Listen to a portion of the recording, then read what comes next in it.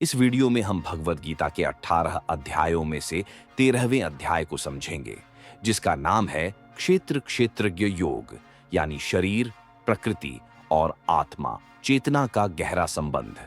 पिछले अध्याय में हमने जाना कि भक्ति ही भगवान तक पहुंचने का सबसे सरल मार्ग है। अब अर्जुन ने भगवान कृष्ण से पूछा, हे माधव, शरीर और आत्मा में क्या फर्क है? क्या यह शरीर ही सब कुछ है या इसके भीतर कोई और गहरा सत्य छिपा है? कृष्ण बोले, अर्जुन, यह शरीर क्षेत्र है, यानी वह स्थान जहां जीवन घटित होता है, और जो इसे जानता है, जो चेतन है, वह क्षेत्रज्ञ है। आत्मा, सच्चा ज्ञान यही है कि शरीर और आत्मा दोनों के रहस्य को समझा जाए। फिर कृष्ण ने कहा, क्षेत्र जिन चापि मां विद्धि सर्व क्षेत्रेषु भारत, क्षेत्र क्षेत्रज्ञ योर ज्ञानम यत् ज्ञानम मतम मम। इसका अर्थ है, हे अर्जुन, सभी शरीरों में जो चेतना है वही मैं हूं। शरीर और उसके जानने वाले आत्मा को समझना ही सच्चा ज्ञान है।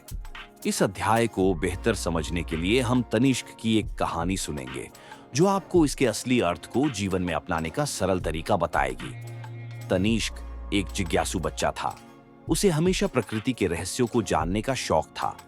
एक दिन उसने 2 बीज लिए, एक को धूप में लगाया और एक को अंधेरे कमरे में। दिन बीतते गए। धूप वाला बीज अंकुरित होकर हरा भरा हो गया, लेकिन अंधेरे में रखा बीज सूख गया। तनिष्क सोचने लगा, ऐसा क्यों हुआ? क्या सिर्फ मिट्टी और पानी से जीवन आता है? नहीं, इसके पीछे धूप की ऊर्जा है, वो अदृश्य शक्ति जो जीवन देती है। तभी उसे एहसास हुआ, जैसे बीज को धूप चाहिए, वैसे ही शरीर को आत्मा चाहिए।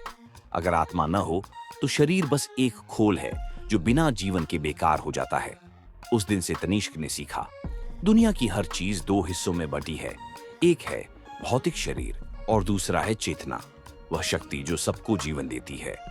अर्जुन की तरह तनिष्क ने भी समझा, शरीर नश्वर है पर आत्मा शाश्वत है।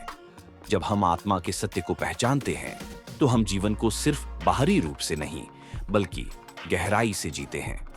अगले अध्याय में हम जानेंगे प्रकृति, पुरुष और त्रिगुण का रहस्य। अध्याय 14 गुणत्रय विभाग योग, जहां कृष्ण बताएंगे कि हमारे स्वभाव और कर्म कैसे 3 गुणों सत्व, रज और तमस से प्रभावित होते हैं। जुड़े रहिएगा।